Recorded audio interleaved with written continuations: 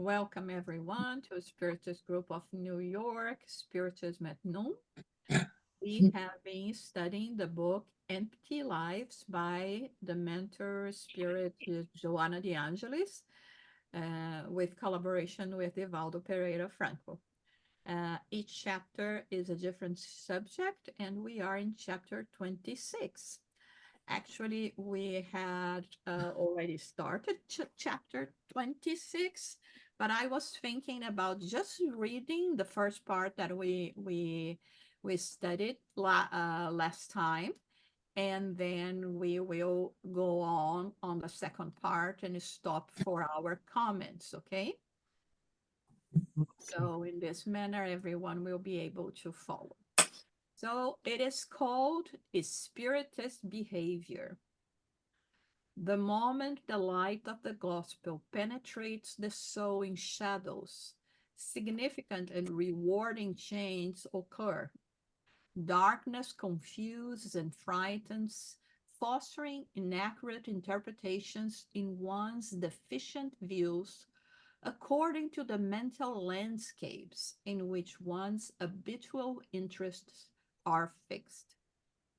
A lack of understanding regarding one's existential purpose generates faulty reasoning and continuous change in one's thought processes, which must always be kept in balance and engaged in uplifting activity. Spiritual affirmations about the mortality of the soul undoubtedly lead to an inevitable change in one's conduct due to the new reality that one now faces. In light of the certainty of the survival of the being after the molecular disaggregation of the physical body, the need arises for one to prepare to face the inevitable future, which should promote peace and plenitude.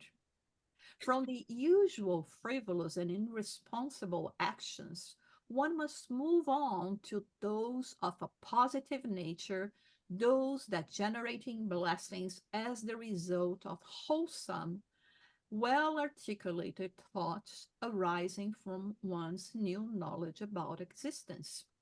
The dark clouds of persistent suspicions and mistrust regarding one's neighbor should disperse when one realizes that evolution is everyone's agenda and that it occurs through significant investments in self renewal and a genuine interest in becoming part of the landscape of the good. The depressing themes of everyday life, resulting from pessimism and statistical disappointment, become a heavy mental burden that give way to healthy reflection and edifying conversations, creating luminous conditions for cheerful living at all times. This new perspective it slowly takes over, safely and productive, forging a new way of living the physical experience. Attitudes that used to be part of one's family and social life are no longer suitable, allowing new ways of looking at these opportunities as a consequence of one's new perspective. Successively, new habits and patterns replace the old ones, which had been immortal, full of vulgarity and heinousness. For this to happen, however, it is essential for one to consider the knowledge and evangelical teachings that one has acquired as being essential in this challenging process of spiritual self construction. When Jesus said, I am the light of the world, he meant that the darkness of ignorance that cause all the ills that dominate society will give way to harmonious discernment, which will drive advancement along the infinite road of progress. With the light of reason guiding such progress, existential contents change, and the idealism of love vitalizes the individuals who start to yield trustingly to the liberating proposals of the good news. So this is the first part that we mentioned. And just to summarize here, when Joanna de Angelis is talking about our behavior, she's actually leading us to think in terms of new knowledge acquired. So there was a time that we really didn't have any kind of knowledge and understanding about spirituality, about the immortality of the spirit, not knowing exactly what was going to be expecting us. But from this spiritist perspective, now knowing that we have a multitude of lives and that we are here on earth to progress, and that we know as a certainty about the physical decay of our physical body, that one day will actually perish and liberate our spirit. She comes with the reminder for us to be more mindful in terms of our behavior, of our choices, of us not engaging too much in negative attitudes and comments, but going forward, trying to make our time more useful in terms of assets that we are going to be acquiring, spiritually speaking. So, in order for us to do that, uh, that has to rise a new being. Our old habits no longer suits us or works in our favor. And this realization, as part of the environment that we live, with everyone that we related, and especially the closest ones, we have to start really uh, thinking more about who we were till today and what we wanted to become. And this what we wanted to become, now knowing the reason why we want to become. It's not just, to please a God, to please a church, a temple, but because it works in my favor. And this is why I'm here on earth, to reinvent myself, having, coming more or less like a blank page, not exactly, but it feels like, because we don't have the remembrance from the past, having an opportunity to start anew. And what are we going to choose? Are we going to be continually following the darkness, the shadows, the bad habits that we have, or we are going to accept this invitation from Jesus saying, I am the light of the world. Light mean he was not calling him as special in any way, but saying, I bring knowledge that brings light, brings enlightenment of the being, and lead you to understand your purpose here and which way you should track in order to succeed. So this is more or less what we had. If any of you would like to comment, or if you remember any of the comments that we made, if you wanted to bring it about again, or if let me just know. Okay, so yeah, anyone? So let's continue with our reading today, and then we are going to stop to comment. Old ingrained habits, which these instincts imprinted in the spirit over the course of its evolution, dominate. But the moment comes when the emotions begin to gain the upper hand, inspired by harmony and beauty. The logic and ethics of love concerning the physical life calls for the use of one's time for constructing new moral values, which lift heroes, martyrs, and angels toward the sublime regions that await them. In this sense, charity arises, adorned with love, which begins to transform moral swamplands into gardens and abysses of suffering into highlands of joy. So now, just get some water first. She mentions that, all this bad that we bring, they are not new to us. It comes from our past previous behaviors, tendencies, and but on the other hand, if we already have them ingrained, imprinted in us, as she says, a new scenario is being presented to ourselves. A scenario, like we said before, of contemplating the idea that now I'm an immortal being, that now I understand my role here on earth, which is, the aim of spiritual evolvement.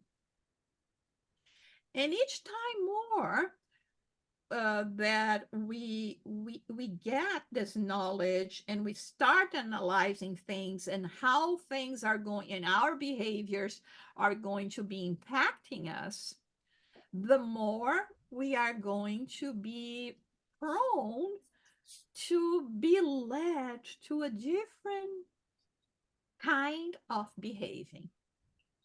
One that no longer is just related to how we would behave in the past, but one that is calling us for, more and important things in the sense of spiritual achievement. And little by little, we will begin going in the direction of new moral values. We will understand more the the connectedness that exists between all human beings and how we can give our share to help one another. And when I say give our share, I'm not just talking about money, which is very important, but I'm talking about any other possibility that we have. We may have time, we may have the personality, we may have knowledge, we may have art that we can share, right? There are so many things that we can share with others and enrich their lives, right? We can uh,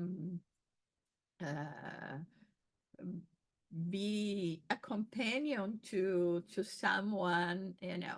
I was thinking yesterday, I went to have lunch at a place. I was by myself and I saw that there was an older lady next to me, and she was talking to each and every one of the servers that were coming to the her table and showing them pictures and this and that. I could see that I mean, she perhaps wanted to, someone to chat. And I was there alone as well. And I was thinking, oh, should I talk to her? Should I not? And maybe she needs company. I don't know. And then I said, you know what? I'm not going to feel good if I live here, at least not trying to be there available. So I was having a yogurt, and she did, and she was having one as well. And I said, "Oh my God, these yogurts are so delicious, right?" And she said, "Yeah, right." And then she stopped the conversation. I said, well, at least I tried. I made myself available because that was what I could do in case she wanted someone to chat. But you see, those little things, and I felt good about myself because I said, you know what? At least I tried. I put myself there, and in case she needed, maybe she didn't feel comfortable, but that's okay. That those are the ways that we can help, right? And yeah, any comment or question so far?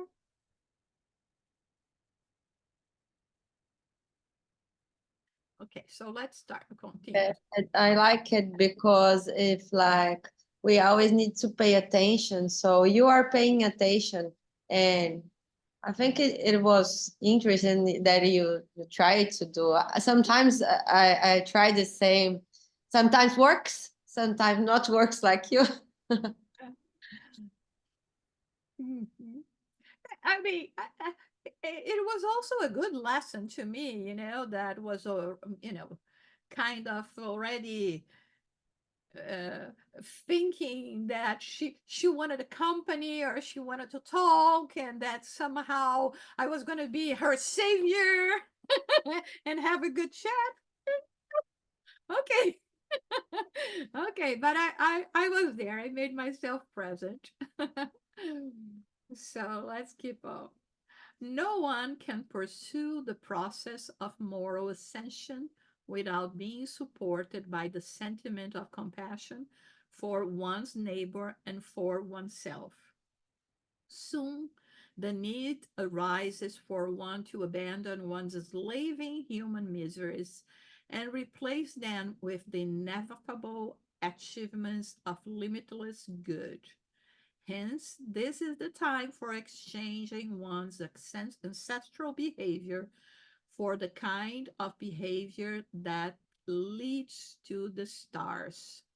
That is what illuminates the soul of the discovered of unknown lands, those who penetrated the mysterious nucleus of substances in order to save lives, those who gave sound and color to existence for the emergency of incomparable lessons in beauty. Never hold yourself back in your eagerness to grow, to rise to the heights of truth, flying endlessly on the wings of charity. So, as we know, and sometimes it's very intriguing why it seems that us as spiritists are always talking about compassion, kindness, charity, right? It is because, like I say, if you want to know how good you are, just measure yourself in terms how you feel those emotions. You have those inner emotions. How much compassion do I have in myself when I look at someone begging in the street? Am I immediately going to say, oh, this person that do not look for a job, or start judging one way or another? Or we think, oh my God, what is happening to this person for this person to have it so bad and have no other resource than to go and ask for alms, for money on the streets, and send charitable, compassionate thought towards them. If we cannot do anything, at least we can do that. And there are so many examples in terms of how we judge, interpret things, uh, and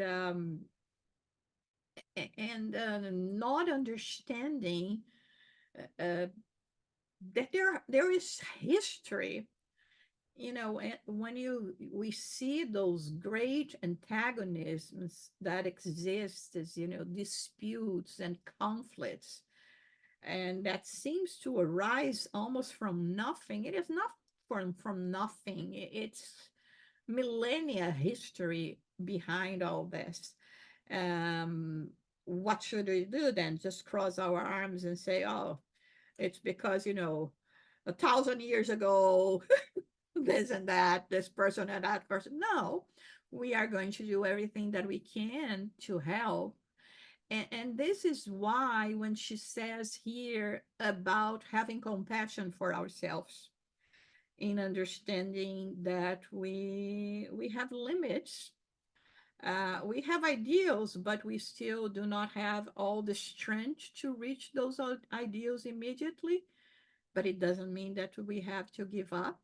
And in the same token, thinking the same about our brothers and sisters. They are in the same situation as we are.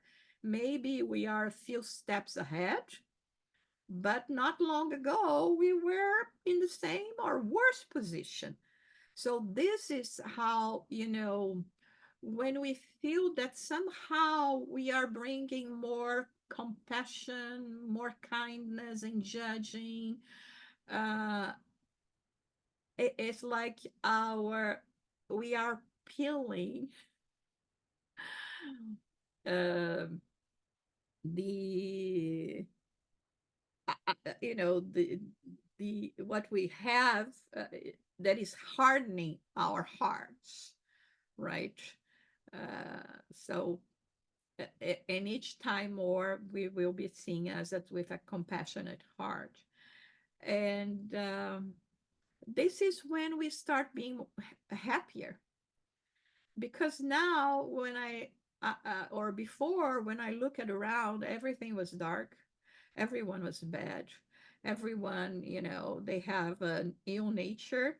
Now when I look, it's not necessarily an ill nature, it's how hard life has been to them and how hard it is for them to feel like they're loved and protected, or even ourselves. And then we start seeing things differently. I don't focus only on the negative.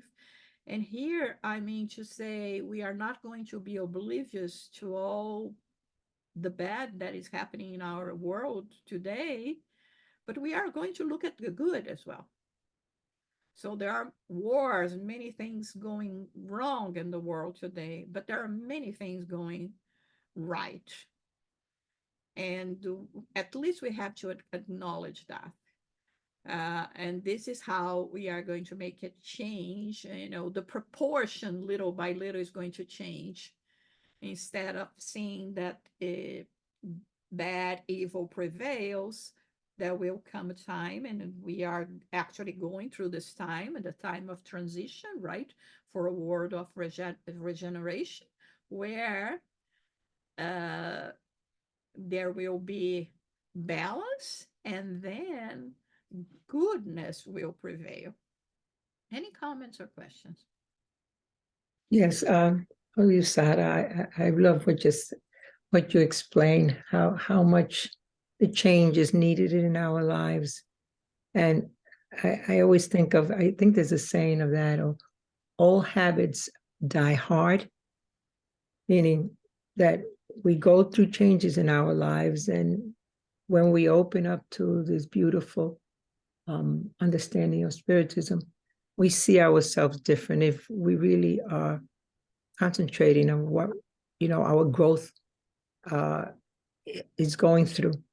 And the most important thing, I believe, that we are the ones that see and understand, and then the job is in our hands to be kind to others, and to understand that, use all that we can, what we've learned, to be patient, indulgence, and forgiving. But very hard, in order for us to change, it takes years and a lot of effort and work. And if we don't see that, then, we find ourselves no change at all. But the work is to look at ourselves and try to do the best that we can. Joanna de Angelis says it here. It is work, and it's not easy. We always continue to say that. But we have it's all there for us. So we have to work at it. And in order to do that, you have to be conscious of what you're doing each and every day in our lives. with strangers, like you said, family members, those that we love and those that we don't understand too well, and bring us difficulties at times. But we have so much that has been given to us. So yeah, we have to work at it and understand that it is, a job to be done, and hopefully we could do it and find ourselves in a better situation and when we come back, and help all those around us that we love and cherish. So continue to understand our behavior. That's so important in order for our spiritual involvement. Yes. I was thinking, Soraya, that you and myself, that we have been together for over 20 years, right? Oh my God, yes. If I'm wrong, you corrected me, right? No, oh, yes. But I'm sure that you can say to yourself, like I can say to myself, we have grown so much, Yes, spiritually speaking, in those 20 years. yes. Like I'm no longer, I mean, I'm not talking about the physical No, not the body, because physical. of course it's 20 years older, but I'm talking Don't, about don't even mention that. Don't even go there. spirits, right? Spiritually. How much more we can cope, how much more we can see Yes. those aspects of life with more optimism, and uh, and be more available to people and family members when they are in need, be more understanding, and the list goes on. Oh, Uh, yes. I'm sure that Sonia as well, that has been with us a long time, and Philip, and all of you, and Marlene, good to see you here, Laura and Marcel. I mean, we all feel that, right? Yes. And so we are living examples Yeah. of what she's saying here, that it's just a matter of putting the effort. Once you found the way, or you found an ideal and answers with reason, which I think is what is happening to us. Am I wrong or right, Soraya?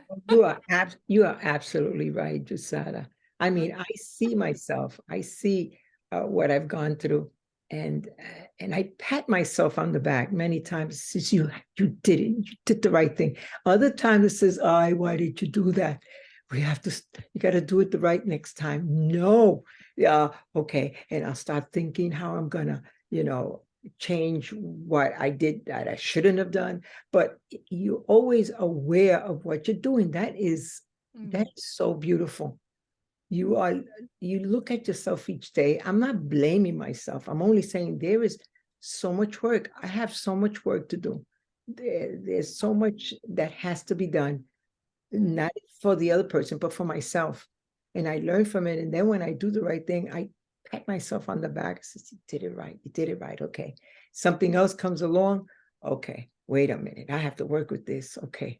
You pray, you ask for guidance, you have your guardian angel, you have the spiritual benefactors that are with you. There is so much that I see from the past, from the time that I started in SGNY, how much I've grown. And not so much for the better, because there's so much work to be done. But I see myself as a different human being. Go back 20, 25 years back. I'm not the same person. Surely I'm not. And I hope to God that I keep growing better and better before my time is ended in this lifetime. But I know that they're with us. They're always with us, helping and guiding us all the time, all the time. I feel it. And I sense it. I says, okay, you come on. You know what you have to do. Stop this nonsense. And it's just a beautiful, beautiful experience that I've been going through so many years. And if it wasn't for Spiritism, I don't know where I would have been. I don't know. And the bad thing is, Soraya, I have another certainty, Oh God. and I'm sure that all of us, when we go back, Uh-huh. We are going to look back and said, "Oh my God, I could have done so much more." Much. Yes, that's what I'm afraid of. So no complaints. uh, just do the best that you can. At least you have this comfort of saying, Yes, "Okay, yes, I could have done more," yeah. but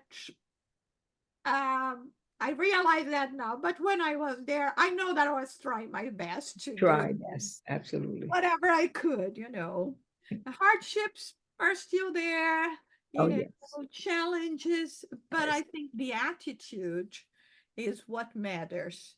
How we go through all that and Yeah. allowing this light of Jesus to come to the world. Oh, So let yes. me read that a little bit more here. When human beings resolve to abandon the afflicting shadows of the distressing and exhausting passions, they will soar over the highlands of bliss in triumph over themselves. But that will be the result of an ongoing effort to defeat one's bad inclinations, to overcome one's apparent and insignificant errors, to tolerate basically unimportant issues, because it is through all of them as a whole that great challenges appear and, as a result, destructive failures. Thus, watchfulness about one's way of looking at one's existence, of conducting oneself in a wholesome manner, is fundamental, even though one's environment does not correspond to the aspirations of the good and the beautiful. Mm. If you were, due to a particularly disturbing, pervasive emotion, repeat the experience naturally, being certain that only through continuous attempts will you achieve the optimal results to which you aspire. Do not assume that individuals who are on higher levels, who seem to have gained control over negative situations, are free from errors. All are fragile, even when they are more advanced in their evolutionary process. For as one reaches the heights, the broader their horizons and the more numerous the areas to be protected. So here is what we already know. Yeah. Ongoing efforts is baby steps, right? Yep. Yep. And understanding that no, I'm not going to be able to go through my list what needs to be fixed in just one day, a year, or 10, Mm. but that I'm doing all the efforts that I can do. And the more we do it, the easier it's going to become. Yeah. That's the thing, when we start a new thing, it seems that we're never going to be able to deal with that, right? Um, like, for a child, when they are starting learning the first letters of the alphabet and trying to write them down, it seems like it's something impossible, right? And soon they will be writing more and more. And now it's the whole alphabet. And now it's, the little words and more words and a sentence and a paragraph Yeah. and a whole page and a book, Mm. right? But when we start, it seems impossible, right? It requires a lot of control in our little hands. We don't even know how to handle the pencil, right? It seems that big pointy things is the worst thing for us to be having in our hands, in our little fingers, right? It is the same when we are talking about this spiritual path.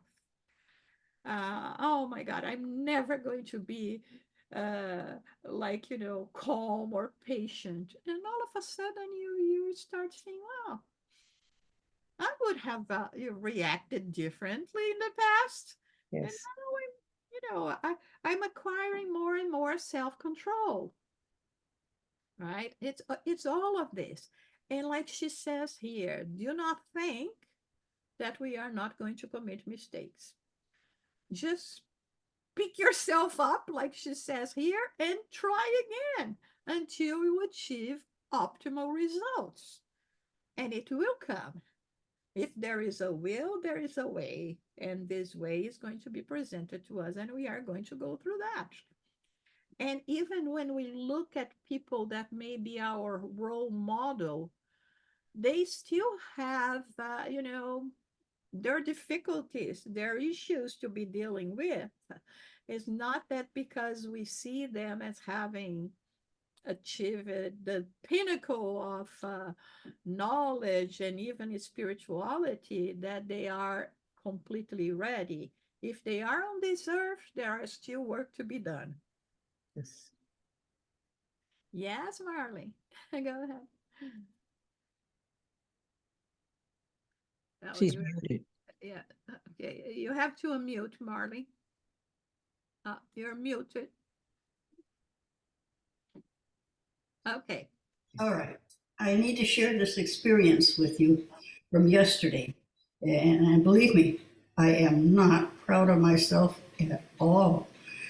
I had to take my friend and neighbor to Walmart to do some shopping and for myself as well.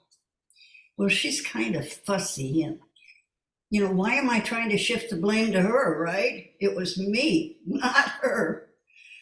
So anyway, I went to get an item at the last minute that I had forgotten.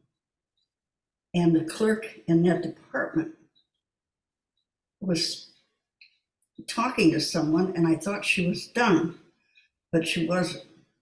So I asked her where this item for my skin was. And oh, she said it's over there somewhere on the back counter. And I said, well, could you show me? And she said, well, I'm busy right now. She said, I don't know exactly where it is anyway. I said, well, then I got snappy. And I said, well, that's your job. Oh, isn't that awful? And I think I made another really unkind remark. Well, in a minute or two, she came back there. And she's looking for it. And I thought, there's no way I can leave this store without apologizing to this woman. Whether she accepts it or not, up to her. But I know I can't go until I do it. So I did. And she looked a little surprised, and I could see the wheels spinning. Should she be kind or not? In the end, she decided to be kind, and as I walked off, she said, have a good day, ma'am. I said, you too. But I thought, God, this little adventure probably set me back 5 years at least. But it's like Jusara says, what can you do? You just need to pick yourself up off the floor and keep trying. Isn't that a hard story? Marlene, from my perspective, it would have been bad if you did not apologize it, if you didn't, So, I mean, what is important here is the end of the story. All right. I mean, it's like Joanna de Angelis is saying here, we cannot deceive ourselves thinking that we are perfect. We're not. And all of a sudden, we are going to have those kind of reactions no matter why. I mean, of course you could have said her, look at me, look at my age, can you help me please, anyway. But the most important and most difficult thing it is for us to actually assume and publicly assume, like you did, that she didn't deserve that kind of treatment or those those words, and you did it. So this is who you are and not what you did before. You see, uh, because you could instantly assess the whole situation and say, this is not who I am or who I wanted to be, and this is not right. And immediately you took action. And like you said, even thinking like it was her right, right? It was her right to accept it or not. This, I mean, I think it's great. It's extraordinary. Don't keep on trying to do that just to see if you're a good girl. Don't test it again. But I think this is the sentiment that should prevail. Okay. One, acknowledging that yes, we in a first reaction or not in the way things were developing, there is still this bad old habits on us. But now we are no longer that, because we will not allow them to be the last word to define me, because I'm no longer that. I acknowledge my mistake, my way, unkind way of treating someone, and I'm going to say that. And I think it's wonderful. Thank you so much for sharing, Marlene. Laura, you want to say something? Well, you can bet Yeah, the next time I'm going shopping, I'm going to remember. yeah. So I don't do it. Never. That's good. Yeah, I always play when I need a favor or attention. I always play, the card of, smiling. Oh my God, I'm so tired today. Can you help me? I don't know where to go. And like, I'm already old and I need assistance and died. And I mean, yeah, most of the time it does work. Yeah. Laura, you were going to say something, or you do? Yeah, no, that was a really good example, Marilyn, of how it happens, because it just happens upon you that way, and then it's hard, and you realize afterwards the behavior. And it was interesting because it was actually a couple of years ago when the pandemic first started. Um, Fabio was doing an online meeting for the Monday meeting, and he said something so good that was so helpful. He said, everything is a test. So before you speak, know it's a test, and try to keep thinking of this, that everything is a test. And the more that you think about it, it will present itself more. So therefore, you can stop yourself before reacting. And it truly has helped. In the beginning, it just, things come out and it's not good, and then you're apologizing afterwards. But through the practice of doing that, I prayed. It was like, please show me if this is a test and I need to, be quiet.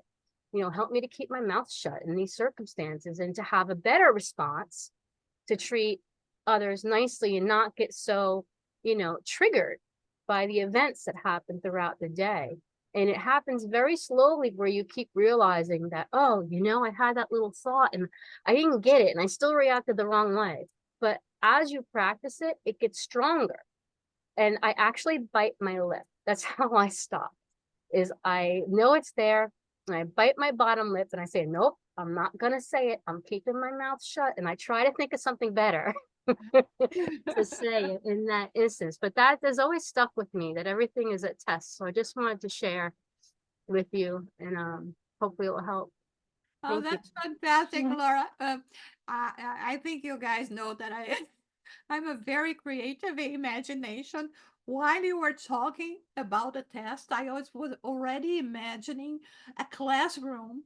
Marlene is sitting there with a piece of paper and her pen or pencil, and she has some answers to give to this test. You have like half an hour, and then in one of the questions, she gives a wrong answer, right? She says, "This is your job." And but time is passing by. She has just 30 minutes to return her test, but it's still at the last minute she thinks, no, this is not the correct answer. She goes there, she scratches everything, and she writes the right answer with the apology, and she gives back the test, and she succeeded.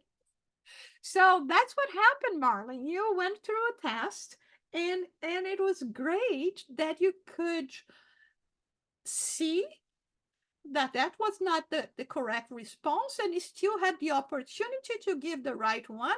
And there, what grade is the teacher going to give you? The grade of someone that did the test right, right? So I mean, it's my whole imagination, creative imagination, going through the whole scenario, and this is what happens to us in life while we are, our hearts is beating, right? We have time.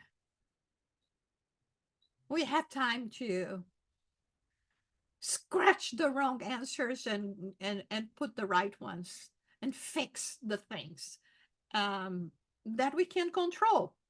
Like in this case, she said, on my part, I know I have to acknowledge. If the other person didn't want to accept, it's their problem. It's their test, not mine, that I'm going through. So let's read the last part here. The loving master who gave himself joyfully and became the guide and model for humanity traveled the same difficult paths that you yourself are traveling. Nevertheless, he did not yield to the assaults of perversity and indignity at any time of his coexistence with human beings.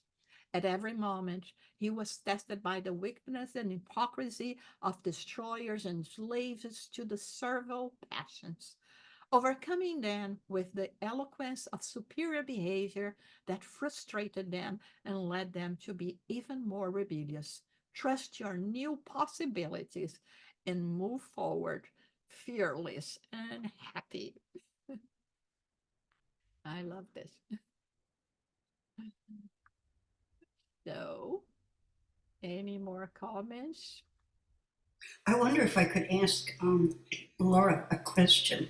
Yeah, sure. Sort of off target here, but gee whiz, I just don't want to wait another month to bring it up.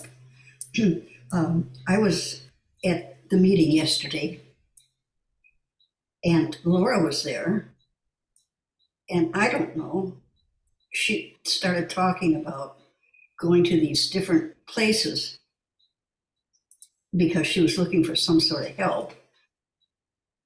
And she wound up someplace, and my impression was that they were teaching people how to be mediums.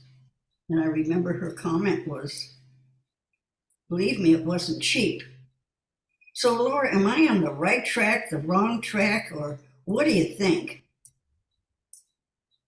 I know what you're referring to. Before I came to SGNY, I was having great difficulty, spiritual difficulty. I'm a medium, and it was really rough. I couldn't sleep at all. And I had actually people come to my home to help, and they told me to go to some places, said that I needed to, control my mediumship, and that, I had a bad spirit around, or bad energy around, and because I'm a mediumship of physical effects, so physical things happen around me. And one of the places that I went to that Marilyn's speaking of is that you go, and to be in the mediumship classes, it's basically you sit in a circle, they say a prayer, and they say, okay, what are you getting? And I know that, yes, I did have to pay for the classes. I don't think it was that expensive, but the whole point of those spiritual centers is basically to get mediumship readings from mediums. And yes, that you do pay for. And yes, that is expensive. That's not cheap. It's not something that I did. I was going, looking to receive help.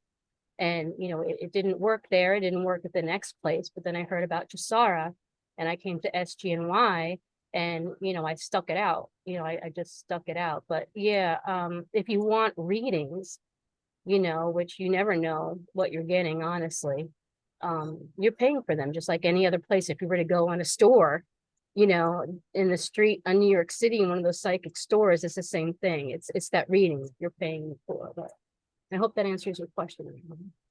Yes, I just wanted to see if I understood it, and I did. Thank you. You're welcome. Okay, anything else? But you don't do that at SGYN, right? No, Good. no. Because you know what I think, honestly, this is just my opinion, but I think if you are privileged enough to be a medium, a psychic, or whatever, and you know you're supposed to help people, but instead you get sidetracked and you begin to think about all the money Mhm. you could make, and the books you could write, and the lectures you could give. And I believe that you can lose your gift just as easily as you got it. It is exactly that, Marlene. The In terms of spiritism, our understanding is that most of all, I'm just a messenger, right? And as a messenger, they can, switch to a better one. So it is not me that are offering services per se. So there is no reason that I should get any advantageous uh, privilege for myself, be it money or gifts or whatever. So and it's always something that will come from the spirits, the higher realms, through me, through us, from for someone.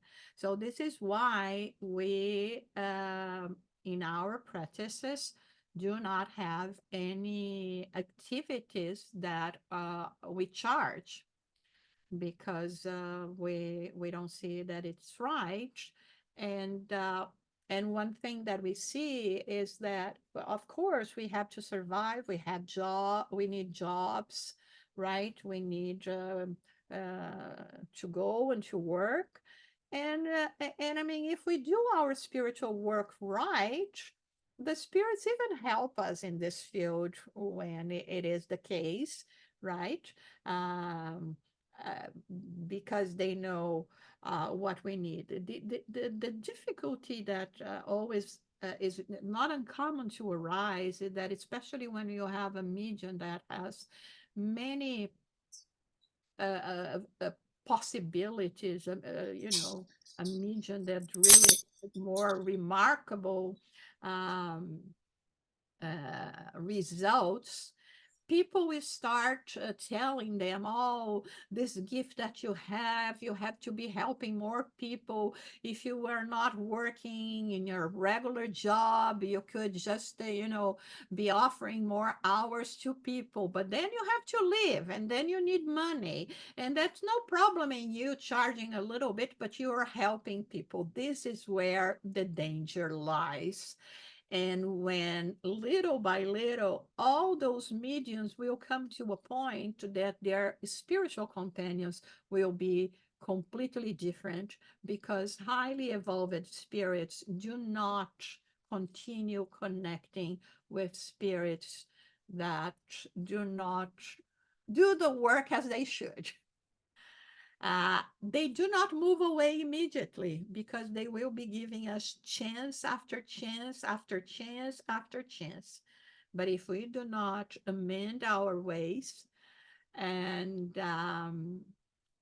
then they will not be with us. We will see, for instance, one of the greatest mediums that we had, that is Chico Xavier. Yeah. He worked it all the time. I mean, he had a job, and until he retired, he was all the time from 9 to 5 working in his job, and then he would give out of his time, of his self, of his health, to work extra hours to see more people. And what the spirits did were that it would be enough for him to sleep 3 4 hours a night, and the other day he would be fresh as a daisy. So that was the contribution of the spirits. I know that you are working extra hours and not resting much to be charitable to your brothers and sisters. So when you sleep, you're really going to be, receiving all the blessings. Next day, he was sharp and working and going for another day of like, almost 20 hours of service in between his work and the spiritual assistance as well. Okay.